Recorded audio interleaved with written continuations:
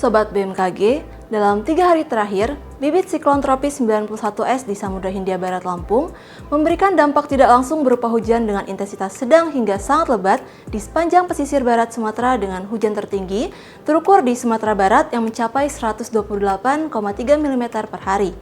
Selain itu, gangguan tropis di perairan Sawu, Nusa Tenggara Timur yang saat ini sudah menjadi bibit siklon tropis 93S turut memicu terjadinya hujan lebat hingga sangat lebat di Nusa Tenggara Timur yang mencapai 113,6 mm per hari. Selain itu, kombinasi gelombang Rossby ekuator dan gelombang Kelvin di sejumlah wilayah Indonesia juga menjadi salah satu pemicu hujan signifikan yang memberikan dampak bencana hidrometeorologi dalam sepekan terakhir. Berdasarkan laporan rekapitulasi bencana akibat cuaca ekstrim, terdapat sejumlah wilayah yang terdampak seperti Jawa Barat, Jawa Timur, Jawa Tengah, Bali, Kalimantan Barat, Kalimantan Selatan, Kalimantan Tengah, Nusa Tenggara Barat, dan Sulawesi Selatan. Sobat BMKG, pada episode kali ini kami akan membahas terkait bibit siklon tropis pengaruhi cuaca di wilayah selatan Indonesia. Bersama saya Adelia, berikut informasi selengkapnya. Sobat BMKG, dinamika atmosfer dalam sepekan ke depan menunjukkan bahwa bibit siklon tropis 91S dengan kecepatan angin maksimum 30 knot dan tekanan udara 1008 hektopascal di Samudra Hindia Barat Lampung masih berpotensi memberikan dampak tidak langsung berupa hujan dengan intensitas sedang hingga lebat di wilayah Sumatera Barat, Bengkulu, dan Lampung. Dengan potensi angin kencang dapat terjadi di wilayah pesisir barat Sumatera Barat dan Bengkulu. Kemudian, bibit siklon tropis 93S dengan kecepatan angin maksimum 15 knot dan tekanan udara 1009 hektopascal juga diprediksi berada di Samudra Hindia Selatan Pulau Sumba, yang dapat membentuk daerah perlambatan kecepatan angin atau konvergensi yang memanjang di Bali dan Nusa Tenggara Barat. BMKG juga memperkirakan kombinasi fenomena atmosfer skala global, regional, dan lokal akan mempengaruhi cuaca di Indonesia hingga sepekan ke depan. Pada skala global, Dipole Mole Index atau DMI saat ini tercatat bernilai negatif 0,63 yang mengindikasikan adanya potensi peningkatan pembentukan awan hujan khususnya di wilayah Indonesia bagian barat.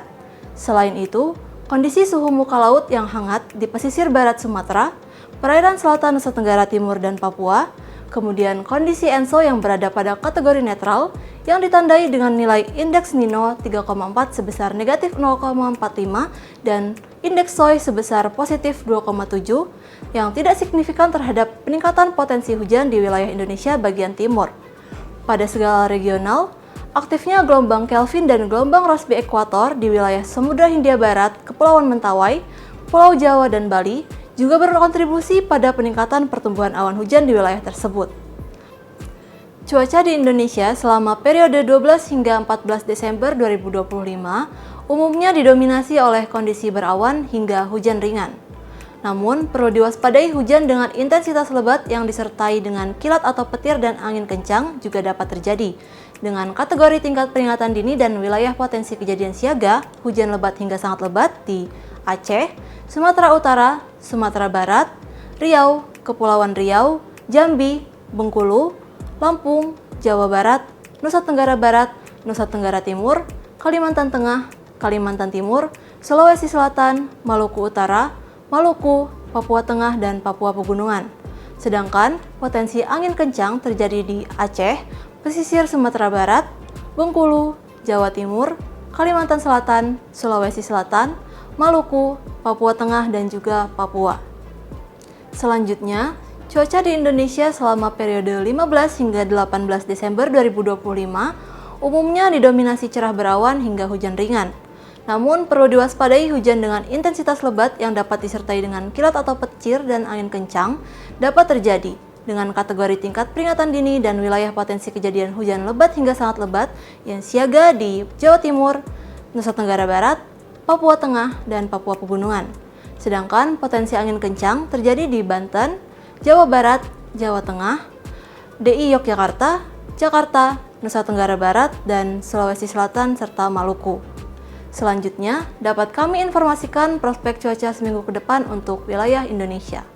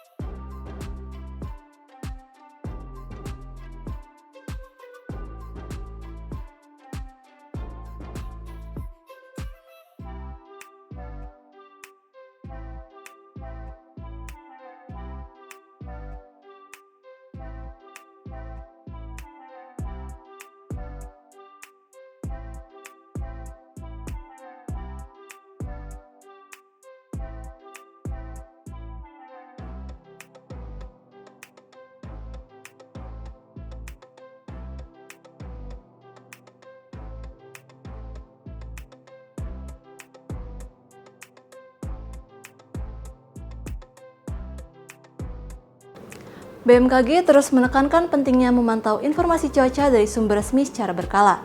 Sobat, perlu diketahui untuk prospek mingguan ini merupakan kondisi cuaca wilayah Indonesia secara umum, serta informasi ini akan terus diperbarui sesuai dengan perkembangan cuaca terbaru.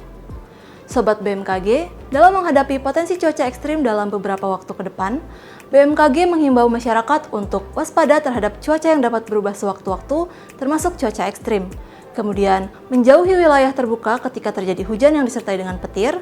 Kemudian, menjauhi pohon, bangunan, dan infrastruktur yang sudah rapuh ketika terjadi hujan yang disertai dengan angin kencang.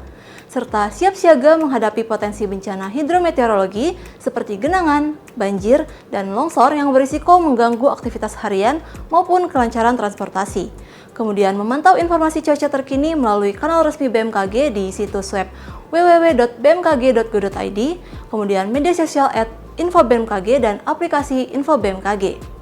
Demikian informasi yang dapat kami sampaikan. Tetap tenang dan siaga menghadapi perubahan cuaca ekstrim serta pahami langkah evakuasi jika diperlukan.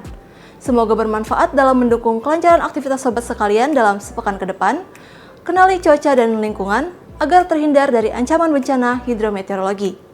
Terima kasih atas perhatian sobat sekalian. Salam sehat dan sampai jumpa.